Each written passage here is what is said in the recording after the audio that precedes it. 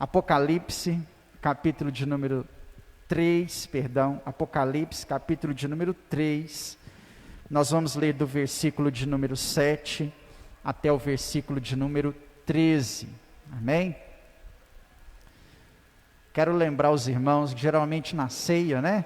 Hoje é dia de ceia do Senhor, a gente costumo vir de gravata, camisa social, e hoje eu estou com camisa de malha, né?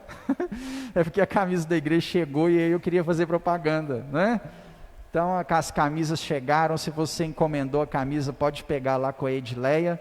Se você gostaria de pedir uma camisa, ainda dá tempo para chegar semana que vem, né? Pode pedir lá para a Edileia, passa o seu tamanho que ela pede para você, amém?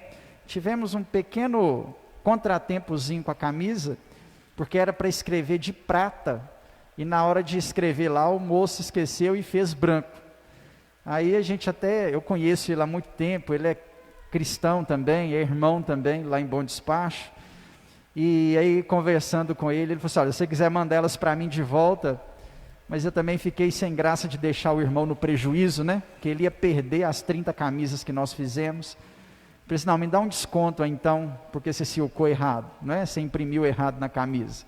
Aí ele deu um desconto de R$2, então a camisa que era 30 vai sair para você por 28, amém? E aí branco ficou legal também, né?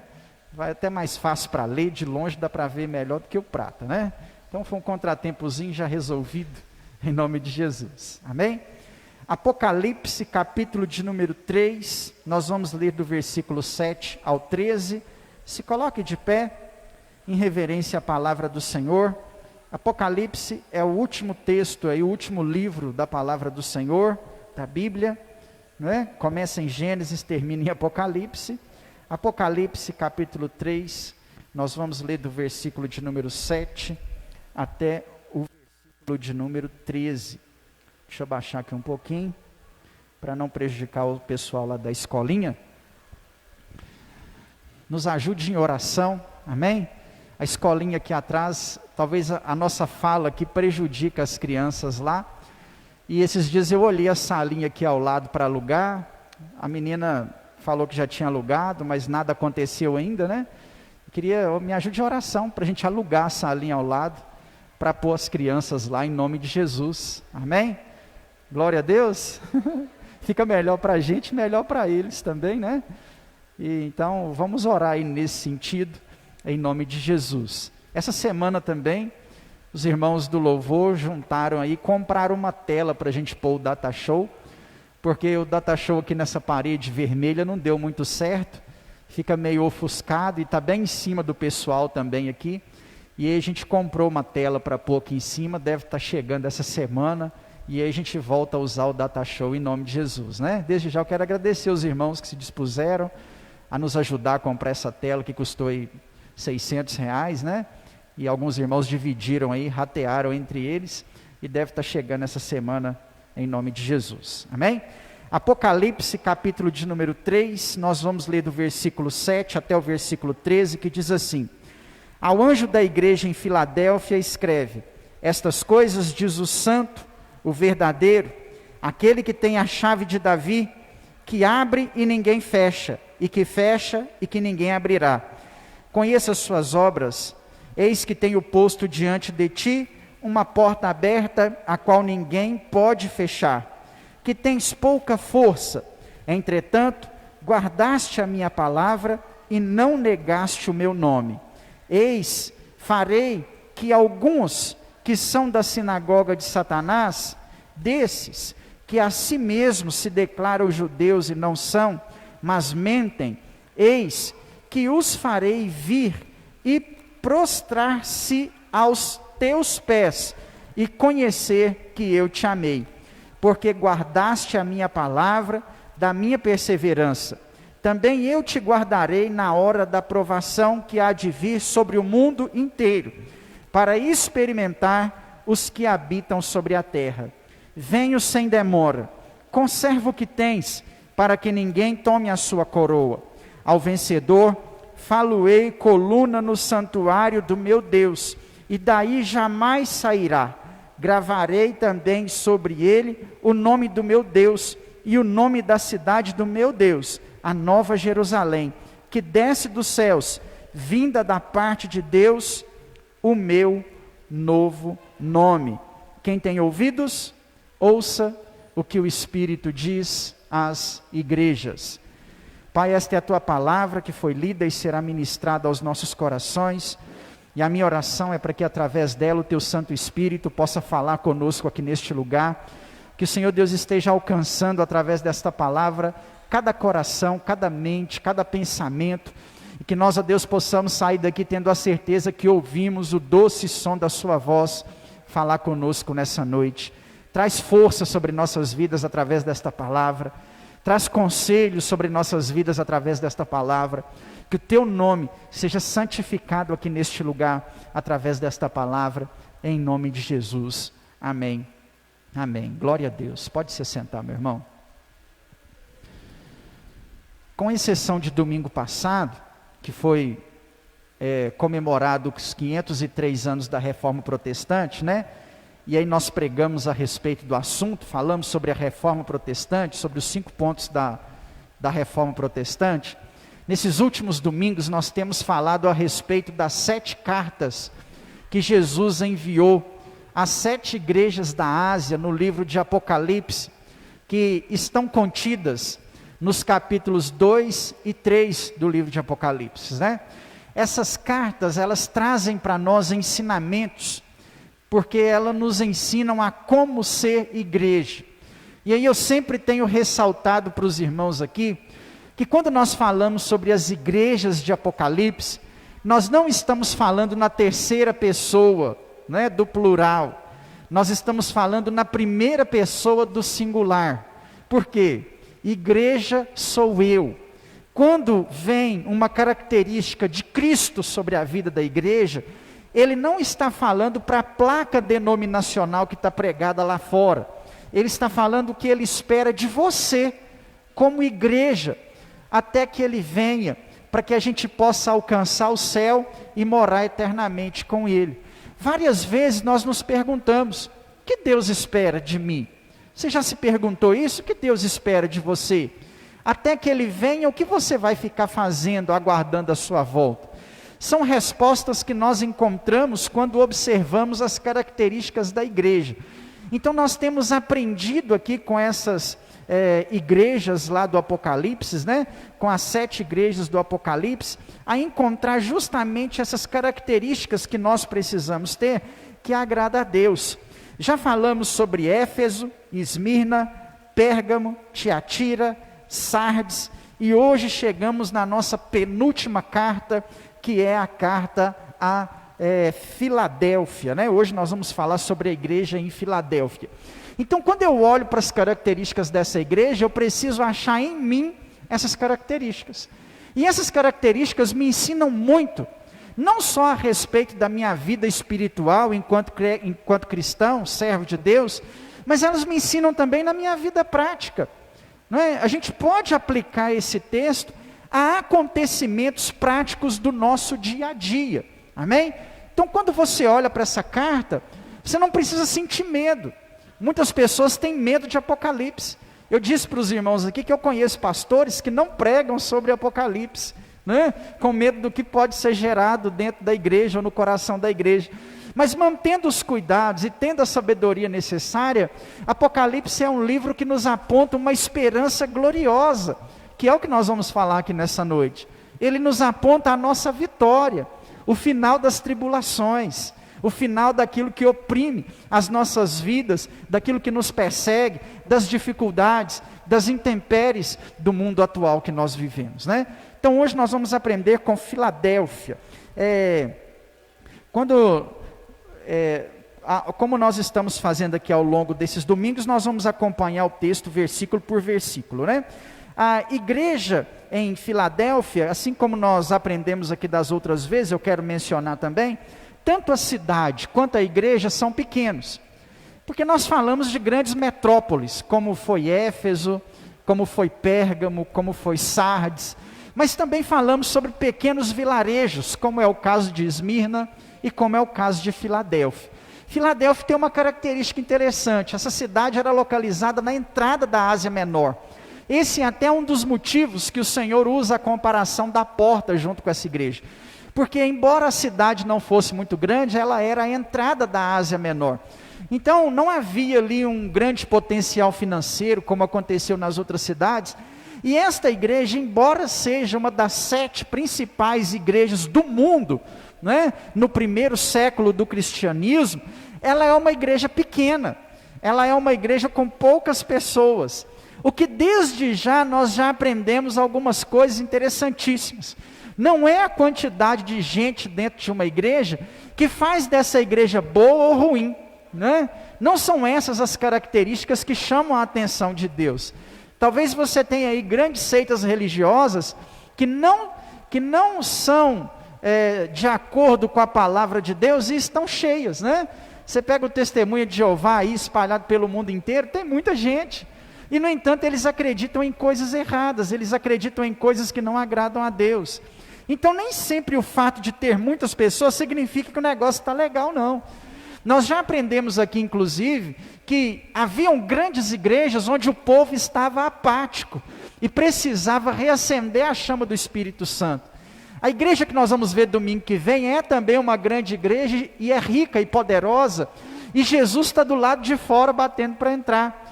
Então não é a estrutura de um prédio, não é a quantidade de pessoas que faz uma igreja abençoada, uma igreja que agrada o coração do Senhor, não. O que nos faz, o que faz de nós, homens e mulheres que agradam o coração de Deus, são as características que nós vamos aprender aqui na igreja de Filadélfia nessa noite, né? A cidade era a porta da Ásia Menor.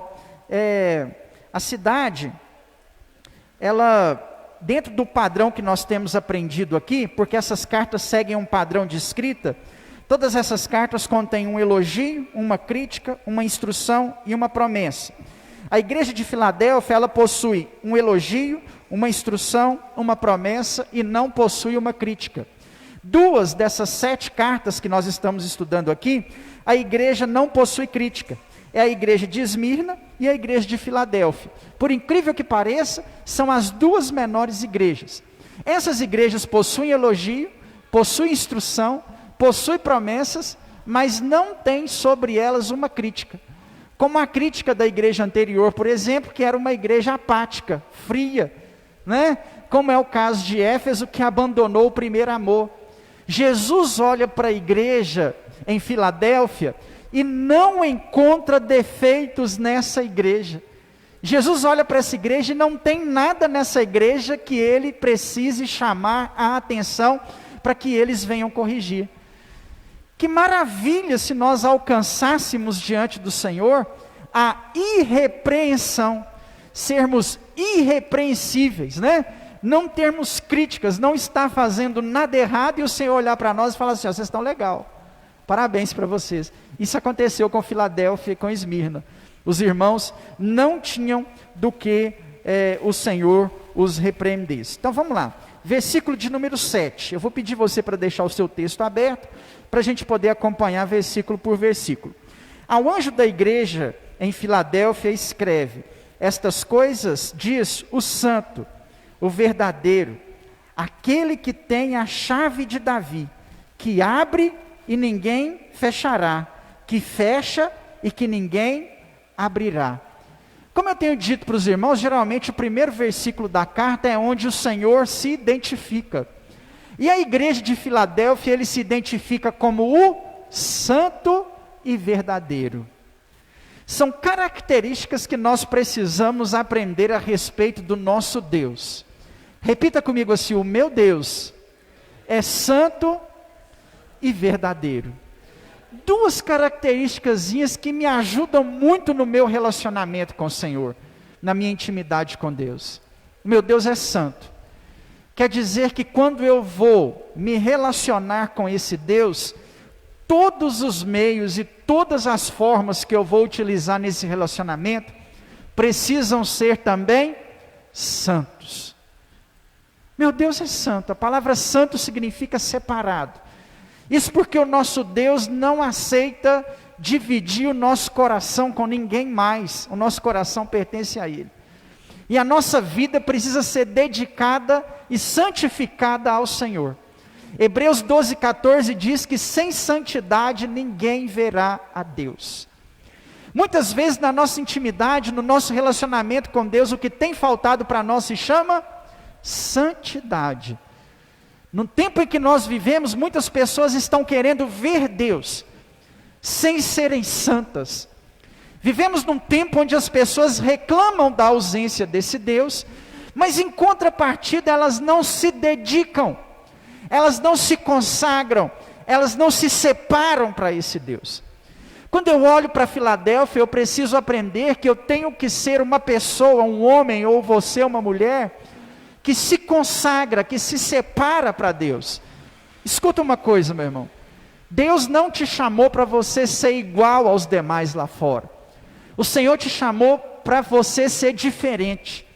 E para, através da sua vida, Ele fazer a diferença. Nós vamos ver isso no decorrer dessa carta, e se você prestou atenção no texto que nós lemos, você já pega a charada. Não apenas nós temos que ser diferentes, como o nosso Deus também faz a diferença sobre a vida daquele que se consagra e que se dedica a Ele. Você já leu Malaquias 3,18? E vereis a diferença entre o justo e o ímpio, entre o que serve e o que não serve a Deus. A pessoa que se consagra, que se dedica ao Senhor, que vive uma vida plena na presença do Senhor, aquilo que ele põe à mão, ele é abençoado. O próprio texto que nós lemos aqui diz que ele abre portas. Não se iluda. Você não está sendo abençoado porque você é bom. Não. Você está sendo abençoado porque Deus cuida de você em todos os aspectos. Talvez você não está esperando receber aquele dinheiro lá no seu trabalho e aí o dinheiro vem. Sabe por quê? Porque aquele que se consagra e que se dedica ao Senhor, Ele mostra a diferença que Ele faz na vida dos seus servos. A segunda palavrinha aqui é verdadeiro. Eu aprendo que no meu relacionamento com Deus eu preciso ser verdadeiro. O Senhor, irmãos, Ele não aceita da nossa parte, para Ele, dentro do nosso relacionamento, a hipocrisia. O que é hipocrisia, pastor? É quando eu finjo ser algo que eu não sou. E de Deus eu nunca vou conseguir esconder essas coisas. Então, no meu relacionamento com Deus, eu preciso entender que Ele é verdadeiro, e eu também preciso ser verdadeiro. O meu sentimento por Ele tem que ser verdadeiro. João disse no capítulo 1, de sua carta, 1 João capítulo 1, nos últimos versículos do capítulo 1, ele fala assim: não o amemos de boca, ou apenas de palavras, mas com gestos e atitudes. O seu Deus é verdadeiro com você. Ele não falha em momento algum. Ele cuida de você em todos os aspectos de sua vida. O convite dele para nós é para que também nós sejamos verdadeiros para com Ele. Seja verdadeiro com seu Deus. Em João 14,6 ele diz que Ele é o caminho, a verdade e a vida. O Deus que nós vamos falar aqui nessa noite, o Deus que nós estamos falando dele aqui nessa noite, Ele é santo e Ele é verdadeiro. Já já nós vamos abordar mais esse assunto. Versículo de número 7. Aquele que tem as chaves de Davi, que abre e ninguém fechará, que fecha e ninguém abrirá. Essa frase está aqui para demonstrar a autoridade de Jesus sobre a vida da igreja. Quer dizer que na minha vida, na minha casa, nas minhas ações, nas minhas atitudes, no meu local de trabalho, no meu casamento, na criação dos meus filhos, quem tem autoridade é Jesus. Você entregou sua vida nas mãos do Senhor. Ele tem a chave da porta. É Ele que abre, é Ele que fecha, é Ele que tem as rédeas da história da sua vida nas mãos dele. Ele tem a chave de Davi. Essa expressão chave de Davi é para demonstrar o tamanho da autoridade que Ele exerce sobre as nossas vidas. Lucas 10:19, ele fala assim aos seus discípulos: a mim foi dada toda a autoridade nos céus e na terra. Se nós queremos ser a igreja, se eu quero ser a igreja que agrada a Deus, eu preciso reconhecer a autoridade de Cristo sobre a minha vida. E Ele tem autoridade. Ele tem autoridade para mandar a enfermidade embora. Amém? Ele tem autoridade. Ele tem autoridade para fazer o paralítico levantar. Ele tem autoridade para acalmar o vento e o mar. Ele tem autoridade para chamar o morto de 4 dias para fora do seu túmulo. Ele tem autoridade sobre a sua casa, Ele tem autoridade sobre a sua vida. Ele tem autoridade sobre você. Reconheça a autoridade de Jesus sobre a sua vida. É Ele que te governa. É Ele que cuida de você. É Ele que te acolhe como a galinha acolhe os seus pintinhos, como diz o texto bíblico. Ele que é o seu refúgio. Ele que é a sua fortaleza, Ele que é o seu socorro bem presente na hora da tribulação. Quando ninguém está vendo a sua lágrima, Ele está lá recolhendo o seu choro. É Ele que é a autoridade sobre a sua vida. Para com esse negócio de confiar nos outros. Aliás, a Bíblia diz em Jeremias que maldito é o homem que confia no homem. Para de confiar na outra pessoa, para de confiar no médico, no gerente do banco, no empréstimo do Lagoa Cred. E comece a confiar no seu Deus, porque é Ele que é a autoridade sobre a sua vida. Versículo de número 8. Conheço as tuas obras, eis que tenho posto diante de ti uma porta aberta, a qual ninguém pode fechar, que tens pouca força, entretanto guardastes a minha palavra e não negastes o meu nome. Essa parte é a parte que o Senhor elogia a igreja. A igreja não tem críticas, a igreja possui elogios, e esses elogios são características que eu e você precisamos ter diante do nosso Deus. Como nós já mencionamos aqui nas outras cartas, essa frase vai se repetir: conheça as suas obras. Irmãos, a Bíblia diz que o que a mão direita faz, a esquerda não precisa ficar sabendo. E Ele conhece as nossas obras. Deus está vendo o que você faz. Talvez ninguém vê você acordando 3 horas da manhã para orar. Mas o Senhor está vendo. Ele conhece as suas obras. Talvez você ache que não está valendo a pena o jejum que você tem feito. Talvez você pense que o sacrifício que você está fazendo, que o preço que você está pagando, está sendo insuficiente. Talvez ninguém aplaudiu você, ainda bem. Porque quem precisa ver as suas obras, está vendo. É Deus que vê a sua oferta, meu irmão. É Deus que vê o seu compromisso. É Deus que vê a sua oração. No mundo em que nós vivemos, às vezes nós fazemos algumas coisas e parece que não estamos tendo resultado algum. O Senhor aparece para Filadélfia, escreve uma carta a Filadélfia que serve para mim e para você nessa noite. Talvez você entrou aqui achando que Deus não está vendo a sua vida espiritual, e Ele manda te dizer: Ele conhece as suas obras. Ele está vendo. Quem precisa ver, está vendo a sua oração. Quem precisa ver você orando sozinho, está vendo. Conheça as suas obras, versículo 8. Eis que tenho posto diante de ti uma porta aberta, a qual ninguém pode fechar. Está entre hífens. Isso porque o Senhor está fazendo uma referência a uma oportunidade que Ele estava concedendo a essa igreja. A oportunidade que Deus estava concedendo a essa igreja era uma oportunidade evangelística.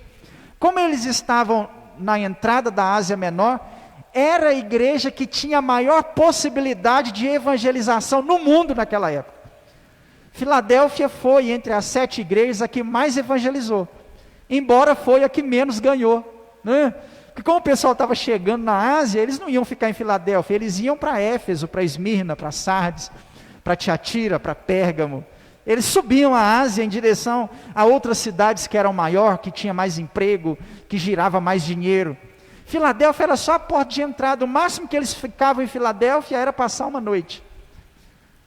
Filadélfia precisa praticar a essência verdadeira de missões. Foi uma igreja que não evangelizou para ela. As pessoas passavam em Filadélfia, o evangelho era apresentado a elas, e elas iam ser membros da igreja lá em Éfeso, lá em Pérgamo, lá em Tiatira, lá em Sardes, lá em Esmirna, lá em Laodiceia, menos em Filadélfia. Foi a igreja que o Senhor colocou diante dela uma porta evangelística, e os irmãos aproveitaram, porque a maioria das pessoas que chegavam em direção à Ásia, conheciam ao Senhor através desta pequena igreja, nessa pequena cidade. Nós aprendemos aqui em primeiro lugar, a essência a qual o Senhor nos chamou. Deus tem colocado diante de nós uma porta aberta. Você pode pregar o evangelho. Ninguém está te proibindo de falar do amor de Deus para outras pessoas. Em segundo lugar, eu disse que o texto está entre hífen, para mencionar uma bênção que esta igreja estava recebendo. Eles tinham uma porta aberta. Eu tenho certeza que no nosso dia a dia, Deus tem aberto portas sobre a sua vida, sobre a sua casa, sobre a sua família. Deus tem posto diante de ti portas abertas. Deus tem te prosperado. Deus tem te dado emprego. Deus tem te dado família. Deus tem sustentado você. Muitas pessoas cristãs que eu conheço estão prosperando nesse período de pandemia. Graças a Deus não perdemos o nosso emprego. O Senhor continua cuidando de nós em todos os sentidos e em todos os aspectos, porque é Ele. Ele tem aberto portas sobre a sua vida. Não esqueça disso. Quando Jesus fala para essa igreja, eis que tenho posto diante de ti uma porta aberta, era para eles lembrarem, em meio às aflições que eles estão tendo, que já já nós vamos falar delas, que mesmo em meio a tempestades, Deus estava abençoando eles com porta aberta. Eu sei que está difícil. Eu sei, irmão, que a sua vida está complicada. Eu sei que talvez tem problema lá no seu casamento, tem problema com seus filhos, tem problema com seus desejos pecaminosos, eu sei. Mas mesmo diante de tanta adversidade, eu sei também que Deus tem cuidado de você poderosamente. Você recebe isso sobre a sua vida? Sabe por quê? Nós olhamos só para o que está dando errado, olhamos só para a porta que se fecha, olhamos só para os ataques do diabo, e esquecemos de olhar para a bênção de Deus sobre as nossas vidas. Há pouco tempo eu estava orando, e questionei com Deus, como você faz os seus questionamentos, eu também faço os meus, né? Sou cristão, sou crente, antes de ser pastor, sou crente e oro também, passo por adversidade. E aí eu orando, questionando, eu falei, Deus, como que pode? Tanta adversidade, tanta tribulação. Eu cheguei a falar para Deus na minha oração, que eu estava vivendo o momento mais atribulado da minha vida. Eu disse, Deus, mas que tribulação é essa? Que não passa, que não acaba, que dificuldade é essa? Ô saudade do período de seminário, passava até fome, falei, Deus, era melhor, estava melhor do que hoje. Deus virou para mim e me respondeu assim, olha, a sua tribulação é sem igual, e o meu cuidado sobre a sua vida também tem sido sem igual. E eu comecei a perceber como que Deus tem aberto portas para mim. Eu nunca vivi um momento tão difícil, e nunca fui tão abençoado por Deus quanto esses últimos tempos. É incoerente. Quando eu chego na minha casa e olho, eu penso assim, gente, tá difícil demais, eu tenho chorado, derramado lágrimas. Mas quando eu chego na minha casa e olho, eu vejo o quanto que Deus me abençoa. A tribulação é sem igual, mas a porta aberta, eu vou falar para você, viu? Deus não abriu uma porta não, abriu um portão e colocou um anjo de cada lado segurando. Eu acho que é o refrigério de Deus na minha vida. Né?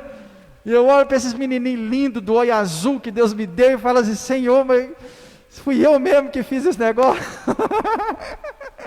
Né? Que Deus é maravilhoso demais, irmãos.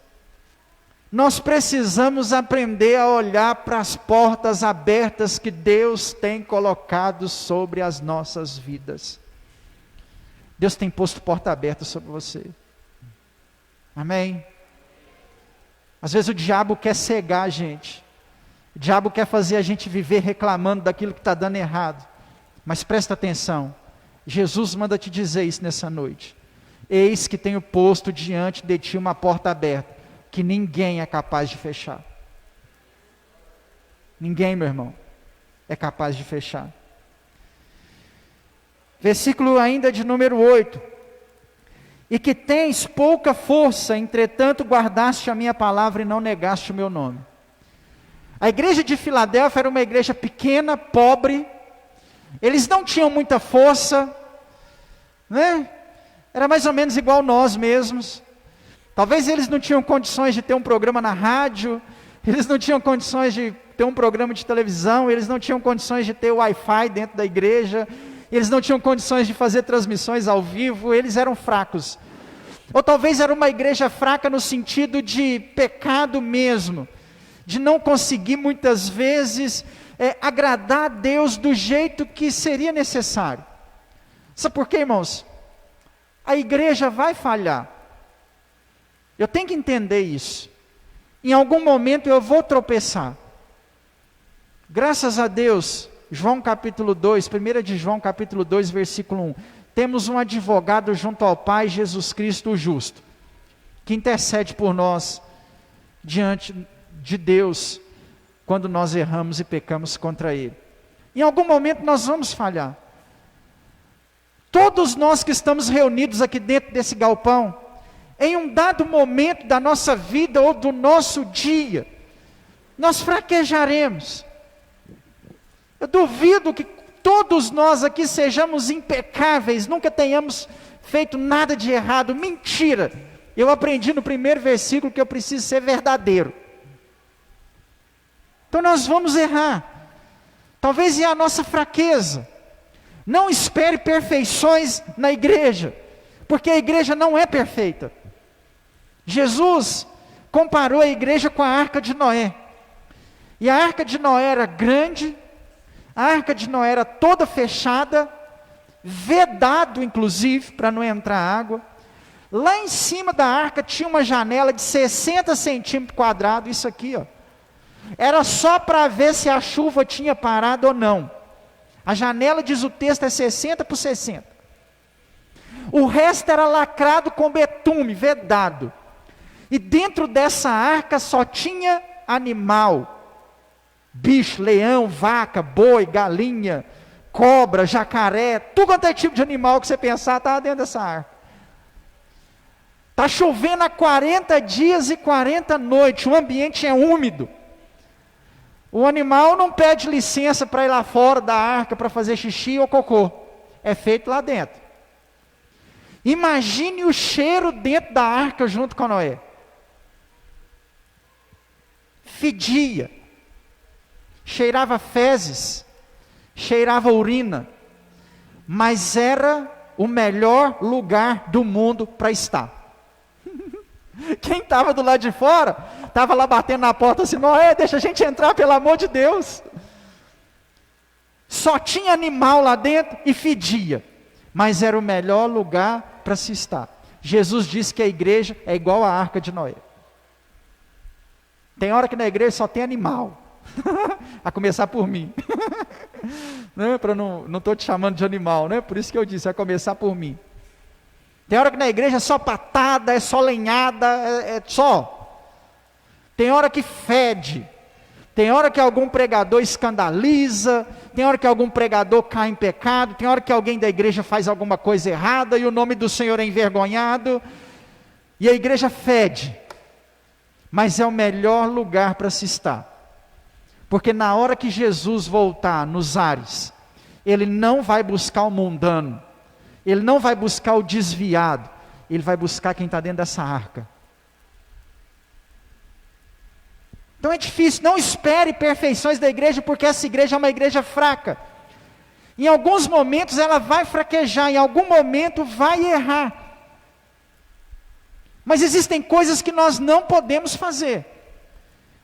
E Filadélfia chamou a atenção do Senhor no outro quesito, embora eles fossem fracos, eles conseguiram guardar a palavra do Senhor, diz o versículo de número 8.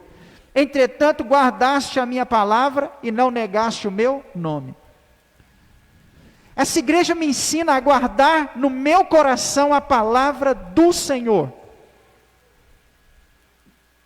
Aconteça o que acontecer nos nossos dias, meu irmão, não se afaste desta palavra. Guarda no seu coração. Os nossos dias são maus. O diabo tenta nos fraquejar a todo momento. O diabo quer te envergonhar a todo instante. Talvez a bebida alcoólica ainda te atrai. Talvez a prostituição ainda te atrai. Talvez as coisas deste mundo ainda te atraem. Talvez é a sua fraqueza. Nessa noite o Senhor te chama para vencer essa fraqueza e guardar no seu coração a palavra dEle.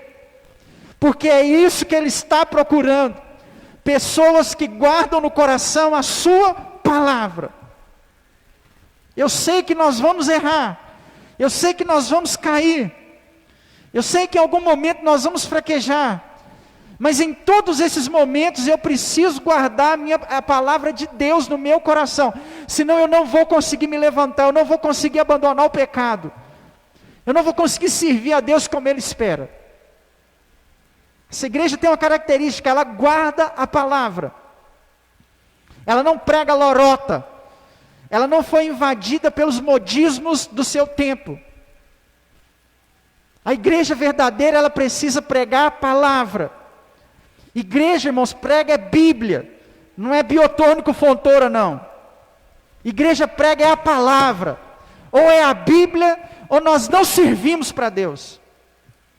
Ou você se dispõe a ouvir a Bíblia, ou a sua espiritualidade vai fracassar diante do Senhor. Talvez você quer uma palestra com holofotes em cima do pastor. Talvez você quer uma grande banda de louvor. Mas Deus não te chamou para isso. Deus te chamou para você guardar no coração a Bíblia, a palavra. E você não precisa de absolutamente mais nada a não ser isso. Ela é suficiente. Falta para nós é substância, é Bíblia. Nós estamos fracos porque nos falta Bíblia. Porque entra ano e sai ano e a gente não lê a Bíblia. Não é? Porque a gente quer aquilo que massageia o nosso ego. A gente não quer ser confrontado pela palavra de Deus. Eu nunca vi João Batista pregar na Bíblia massageando o ego de alguém.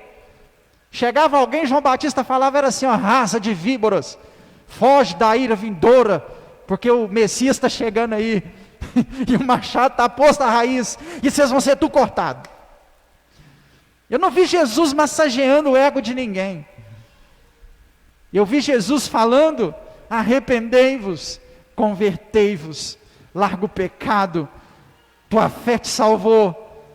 Não vi Jesus falando para ninguém que, nossa, você é bom, você é uma maravilha, eu preciso que você me siga. Jesus não fez isso. Por que eu tenho que fazer? Guarda no seu coração a palavra.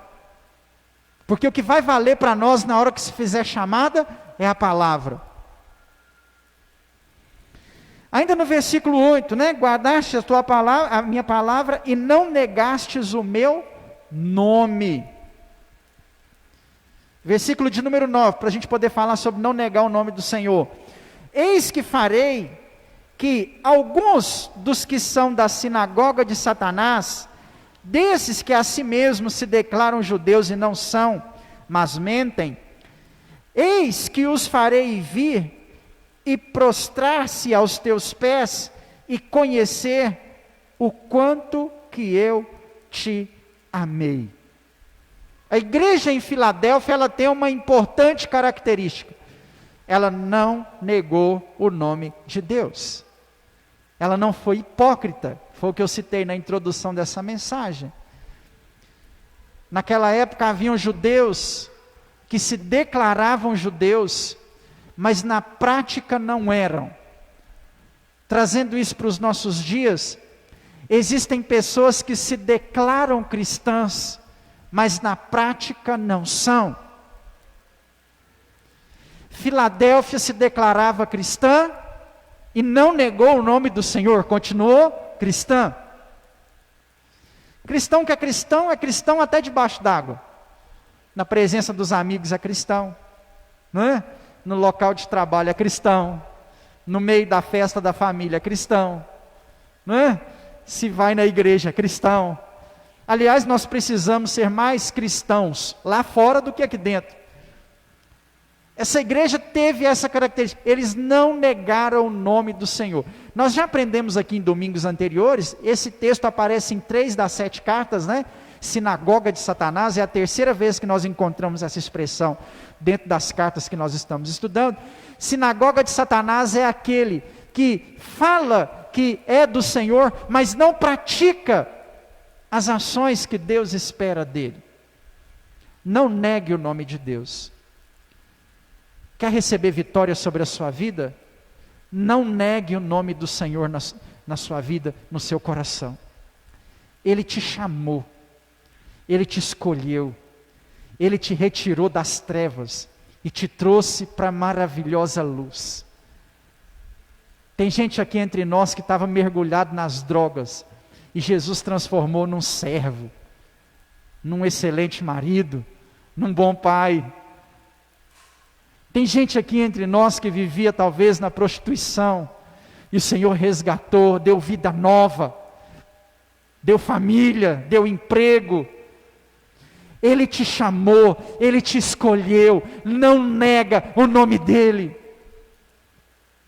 Você tem que ter orgulho em falar que você é cristão, e não vergonha. É isso que Deus espera da sua igreja. Deus quer te abençoar demais. Ele já tem feito muita coisa sobre a sua vida, e vai continuar fazendo ainda mais. Então não nega o nome dEle. Não nega o nome dEle. As nossas características cristãs precisam ser visíveis ao mundo. Nós somos as cartas que o mundo lê. As cartas ao mundo atual hoje sou eu e você.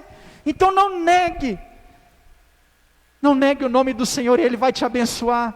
Não negue o nome do Senhor e Ele vai abençoar sua casa, sua família, seu casamento. Não negue o nome do Senhor.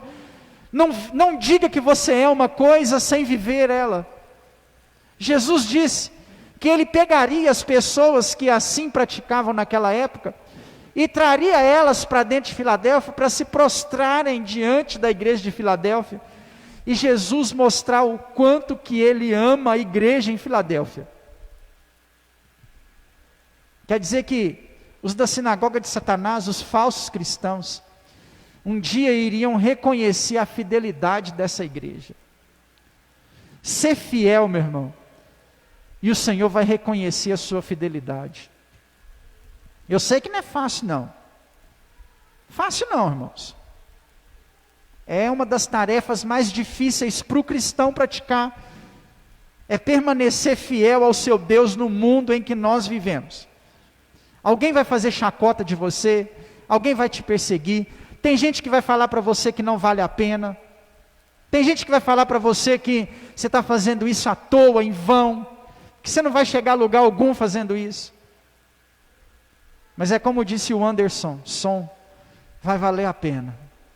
Porque na hora que se fizer chamada, meu irmão, você vai estar lá, e o mundo vai reconhecer que a sua fidelidade valeu a pena. Quando Jesus voltar para buscar a sua igreja, meu irmão, você vai ver que valeu a pena abrir mão da cerveja, você vai ver que valeu a pena abrir mão da prostituição, você vai ver que valeu a pena abrir mão daquilo que o mundo tem nos oferecido, porque é lá que vai valer a pena. Sabe por quê? Aqui nessa terra é 80 anos, a Bíblia diz que entre 70 e 80 o que passa disso é enfado, está sobrando. Na glória com o Senhor é a eternidade. Você já parou para pensar o que são 80 anos diante da eternidade? É nada. Paulo disse que aqui nós somos peregrinos e forasteiros. Você está aqui de passagem, porque o que vale para você é lá na glória. Vai valer a pena. Versículo de número 10. Porque guardaste a palavra da minha perseverança, também eu guardarei na hora da provação que há de vir sobre o mundo inteiro para experimentar os que habitam sobre a terra. Olha, se eu guardo a palavra, o texto está dizendo, se eu persevero servindo a Deus, sabe o que vai acontecer? O Senhor vai me guardar também na hora da provação. Esse texto aqui não está falando da grande tribulação, não. Esse texto aqui está falando das perseguições que alcançariam a vida dos cristãos no seu cotidiano. Permanece fiel ao Senhor, e quando sobrevier as lutas sobre a sua vida, sobre a sua casa, sobre a sua família, assim como você guardou a palavra dele, ele também vai te guardar. É semelhante à história de Jesus com seus discípulos no barco, e sobrevém a tempestade, e os discípulos estão ali naquela mexida danada, né? As ondas são maiores do que o barco. É importante lembrar que nesse momento que eles estão ali nessa tempestade, há pelo menos 3 pescadores experientes, acostumados, né, a navegar em alto mar. Pedro, Tiago e João estão dentro do barco, e eles lidavam com o barco todos os dias antes de servir ao Senhor, estavam acostumados com tempestades. E num dado momento daquela tribulação, eles entregaram os pontos e falaram assim: olha, tudo o que podia ser feito na navegação, nós fizemos, e não vai ter jeito não, vamos naufragar. Acorda o mestre, porque todas as ferramentas possíveis, todas as táticas, todas as estratégias já haviam sido praticadas, né? E aí agora eles chegam à conclusão assim: não tem mais o que fazer, nós vamos naufragar. Acorda o mestre. A nossa vida é assim. Aliás, o primeiro símbolo da igreja foi um barquinho, ilustrado mesmo que a nossa vida é como um barco em alto mar. E tem momentos, irmãos, que sobrevêm tempestades, mas eu tenho uma certeza: Jesus está nesse barco. Acordaram o mestre e falaram: Senhor, acorda, porque vamos perecer. Jesus olha para eles e fala assim: vocês não têm fé? A fé de vocês é muito pequena.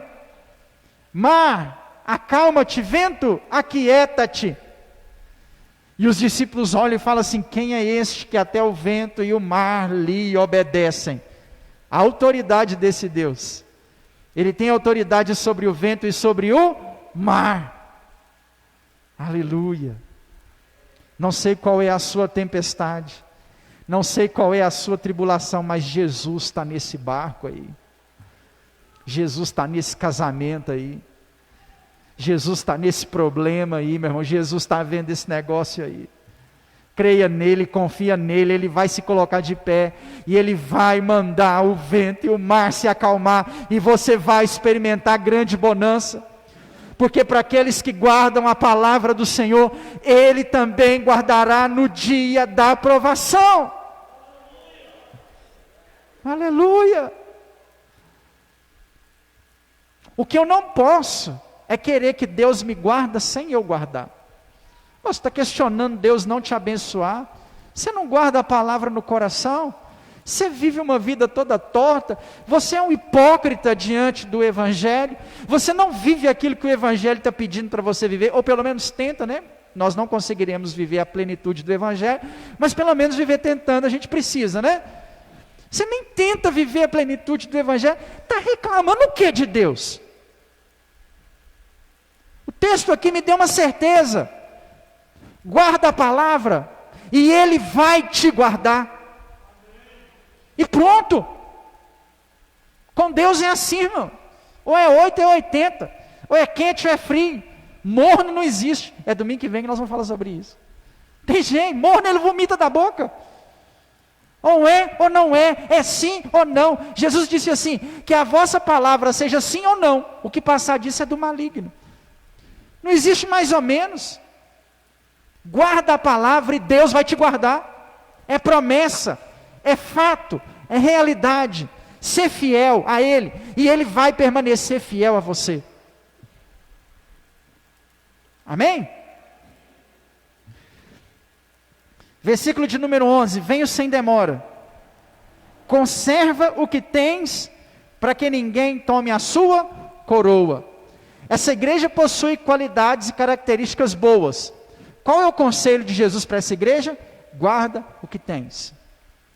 Nós precisamos aprender a nos apegar àquilo que nós fazemos de bom. Amém? Eu sei que os tempos são maus, vivemos pandemia, crise política, crise financeira, o pau está quebrando, né? Deus tem nos guardado, tem cuidado de nós, mas fato é que o trem está feio aí fora. Vivemos, irmãos, um tempo complicado, vivemos um tempo difícil, vivemos um tempo de frieza espiritual, e eu me pergunto para você, e para mim, o que você consegue fazer para Deus nesse tempo de frieza? Se apegue a isso. Talvez você não consegue jejuar 3, 4 dias, mas você consegue orar. Então ore ao Senhor. Se apegue ao que você consegue fazer. Talvez você não consegue ler a Bíblia toda em uma semana, mas você consegue orar, então ore. Se apegue àquilo que você consegue fazer. Não queira fazer para a sua espiritualidade algo que você não vai conseguir, queira fazer o que você consegue, é o que Deus está falando. Você já viu quando o casamento está em crise? Aí as pessoas olham só para aquilo que está errado. Às vezes a mulher olha para o marido, ou o marido olha para a esposa, não quero ser injusto no meu comentário. Aí nós vamos usar o exemplo da esposa com o marido e fala assim, olha, meu marido não presta. O casamento está em crise e ela fica assim, ele não presta. Ele não serve para nada, ele é ruim, ele não faz nada. O que isso vai causar?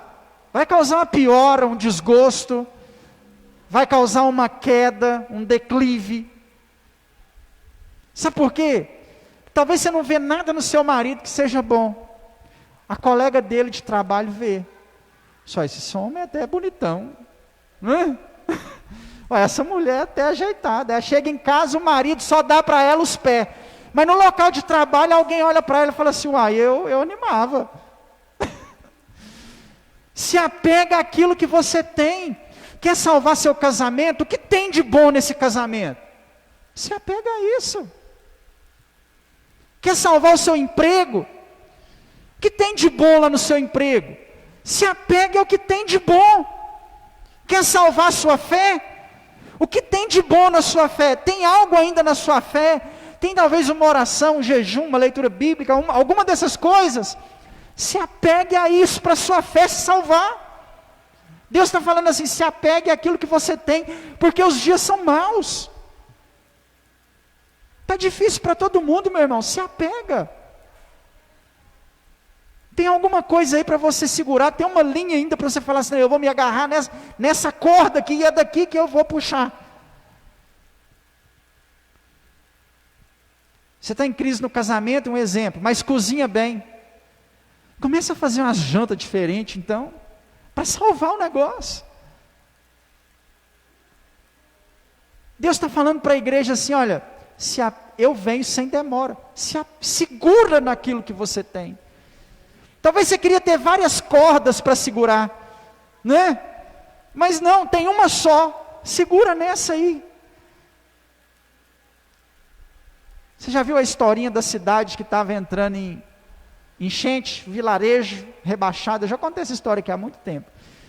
Era um valezinho, lá no vale tinha uma cidade, aí veio um grande temporal, um grande vendaval, e aí o rio transbordou e a cidade começou a encher de água. E aí o pastor da igreja foi para a igreja orar, falou, Senhor, em nome de Jesus, salva essa cidade, salva a minha vida, não deixa a inundação pegar a gente não. E aí chega alguém da prefeitura lá, da defesa civil, né? A defesa civil passa na cidade e fala assim, gente, vamos sair da cidade todo mundo, porque vai alagar. E o pastor, não, Deus faz alguma coisa, me salva, não deixa alagar não. E aí a cidade começa a encher de água, chega o corpo de bombeiro. Chega o corpo de bombeiro, vai lá na igreja, e o pastor está lá orando, o corpo de bombeiro fala assim, pastor, entra no barco aqui, e vamos embora, porque a cidade vai alagar, e o senhor vai morrer. Ele, não vou não, porque Deus vai falar comigo, eu vou ficar aqui e continuar orando. E ele continua orando, Deus salva, não deixa alagar não, salva a minha vida. E aí o negócio, a água foi subindo, estava no teto da igreja, ele subiu lá para o teto da igreja, E o negócio cheio d'água, quase cobrindo a igreja já, ia lá em cima do telhado, volta o corpo de bombeiro com o helicóptero, joga uma corda, uma escada de corda para ele, fala assim, sobe porque a cidade inundou, o senhor não tem para onde ir. Ele, não, eu vou continuar orando, porque a inundação não vai acabar comigo, não vai me matar. E aí o helicóptero foi embora com a corda, a água subiu, o pastor morreu afogado. Aí o pastor chegou lá no céu. Chegou lá e falou com Jesus, Jesus, eu estava orando o Senhor para o Senhor me salvar. O Senhor não deixar o negócio alagar, o Senhor não me ajudou, o Senhor não fez nada por mim. Jesus falou para ele assim, eu mandei a defesa civil, eu mandei o corpo de bombeiro de barco, eu mandei o corpo de bombeiro de helicóptero jogar uma corda para você, você não quis vir, você queria que eu fizesse, mas o quê? Se apega, meu irmão, à corda que você tem. Deus está te dando aonde se agarrar e você tem deixado isso de lado. Eis que venho sem demora. Guarda o que tens, diz o texto. Venho sem demora, conserva o que tens, para que ninguém roube a sua coroa. Se você não se agarrar no pouco que você tem, o diabo vai conseguir minar a sua fé. Não deixe isso acontecer com você, não deixe isso acontecer na sua casa. Versículo 12, ao vencedor, falo-ei coluna no santuário do meu Deus, e daí jamais sairá. Gravarei também sobre ele o nome do meu Deus, e o nome da cidade do meu Deus, a nova Jerusalém, que desce do céu, vinda da parte do meu Deus, o meu novo nome. Se nós resistimos às tribulações, se nós vencemos os pecados, se nós suportamos as adversidades desse tempo, nós seremos coluna na Nova Jerusalém. Essa coluna quer dizer que seu lugar está fixado lá, seu nome está escrito lá. João 14:1, não é? Não se turbe o vosso coração. Credes em Deus, credes também em mim, porque na casa de meu pai há muitas moradas. Se não fosse assim, eu em vão teria dito, vou preparar-vos lugar. Guarda a sua fé, e Jesus está preparando um lugar para você lá na Nova Jerusalém. Sua casa está lá, irmão. Amém? Sua casa está lá. Você chegar lá, me procura na rua Jaspe, esquina com Safira. Eu vou morar lá. Seu nome está escrito lá. Você é coluna nessa cidade. É certeza. Guarda o que você tem. Eu sei que não é fácil. Eu sei que os nossos dias são maus. Eu sei que o mundo é atrativo. Mas Deus nos chama nessa noite a firmarmos o nosso compromisso com Ele, para que o nosso nome esteja lá. Quem tem ouvidos, ouça o que o Espírito diz à igreja. É assim que nós precisamos ser, irmãos. A igreja que agrada ao Senhor. É assim que eu e você temos que ser. Repito para você, que essas características não estão na terceira pessoa, e sim na primeira. Deus mandou falar isso para cada um de nós que estamos aqui nessa noite. Guarda o que você tem. Se apegue àquilo que Deus tem te dado.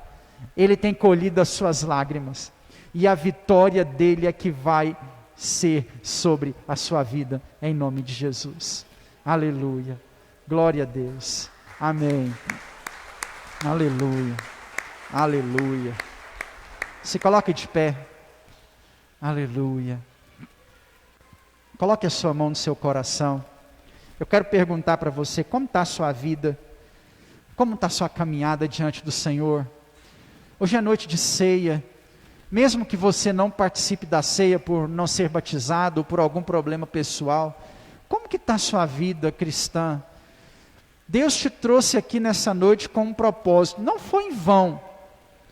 Talvez você poderia ter ido em outro lugar, mas Deus te trouxe para cá, Ele te incomodou para que você viesse aqui. E eu quero te fazer essa pergunta: como está a sua caminhada cristã?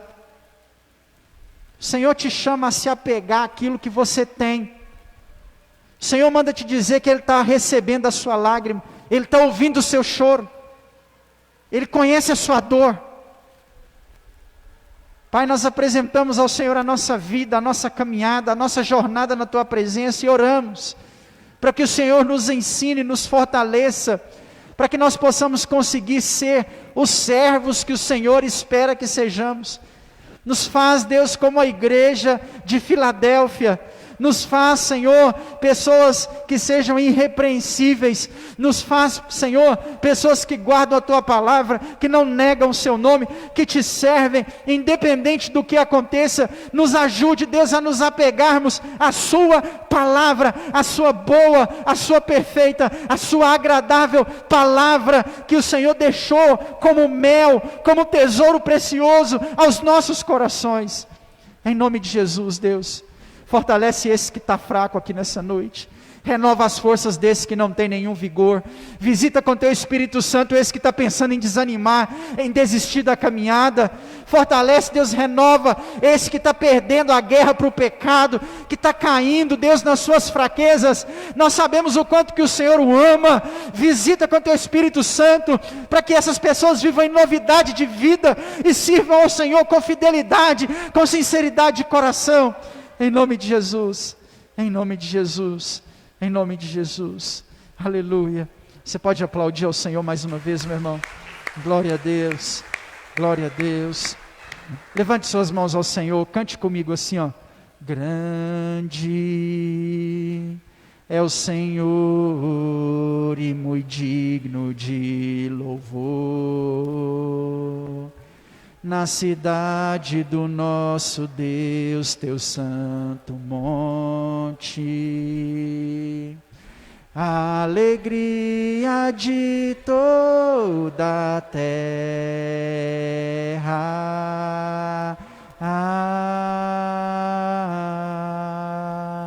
grande é o Senhor em quem nós temos a vitória e que nos ajuda contra o inimigo. Por isso diante dele nos prostramos.